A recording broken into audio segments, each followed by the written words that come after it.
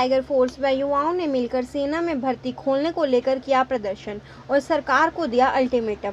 कहा, यदि 7-8 दिनों में भर्ती नहीं खोली तो आंदोलन बड़े स्तर पर व पूरे प्रदेश में किया जाएगा। बता दें कि पिछले काफी समय से सरकार ने सेना की भर्ती बंद कर रखी है, जिसको लेकर आज उपायुक्त को ज्ञापन भी सौंपा गया।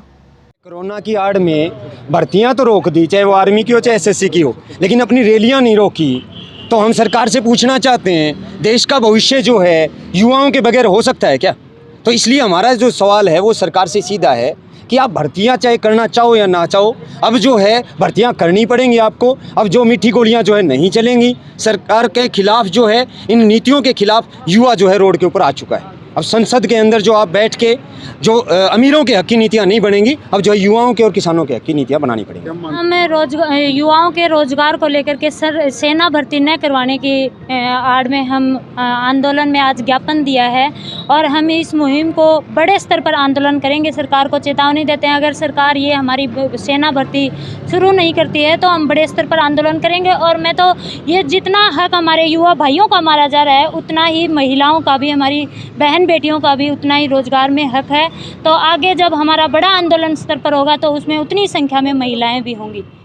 कोरोना की आड़ में 3 साल से बच्चों का जो भविष्य सेना भर्तियों को लेकर अंधकार में झोंक रखा था, ठीक है। ना तो एयरफोर्स को जो पेपर ले रखे हैं उनका रिजल्ट आ रहा है, सेना भर्तियों का लिखित जो एग्जाम होना है उसके भी 7 बार एग्जाम डेट दे चुके हैं। इसको लेकर हमने ब्लॉक लेवल पर भी प्रदर्शन कर चुके हैं, बैल में भी, तोसाम में भी। आज ये ज्ञापन सौंपना था हमें, ठीक है।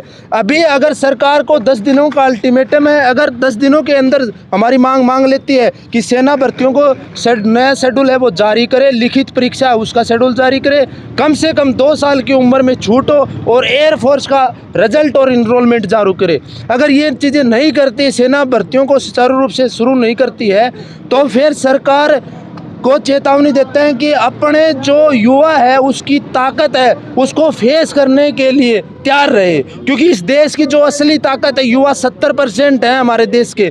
और उन युवाओं के भविष्य के साथ किस प्रकार से खेला जा रहा है। युवा जाग चुके हैं, उठ चुके हैं। जिस प्रकार से युवाओं ने उकार भर ली, अगर 10 दिनों के अंदर नहीं मानी जाती है तो बात फिर सरकार के आपे से बाहर हो जाएगी ये चीज़ें। प्रधान जी, किस मांग को लेकर आप सड़कों पर उतरे हैं?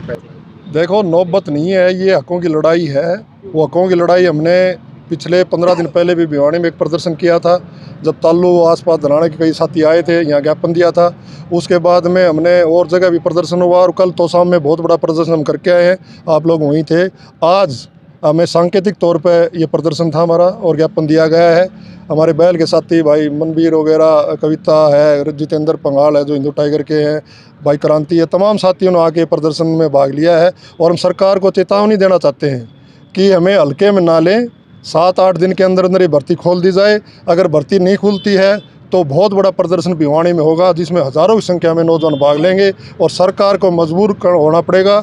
इसलिए सरकार जो कहती है कि 20 करोड़ रोज़गार दिया जाएगा, माननीय प्रधानमंत्री जी ने कहा था, मैं माननीय प्रधानमंत्री पूछना चाहता हूं कि 20 करोड़ रोज़गार देने की बजाय आपने सेना के एक बहुत एयरफोर्स है, नेवी है और दूसरे जो फोर्सेस हैं उनमें भी भर्ती रोक दी गई है। तो हमें हमारी मांग ये है कि भर्ती तुरंत खोली जाए और कोरोना के अंदर जो हमारे बच्चों की आयु बढ़ गई थी उसमें आयु रिलैक्सेशन दी जाए, 25 साल उसकी उम्र कर दी जाए। ये हमारी मांग थी।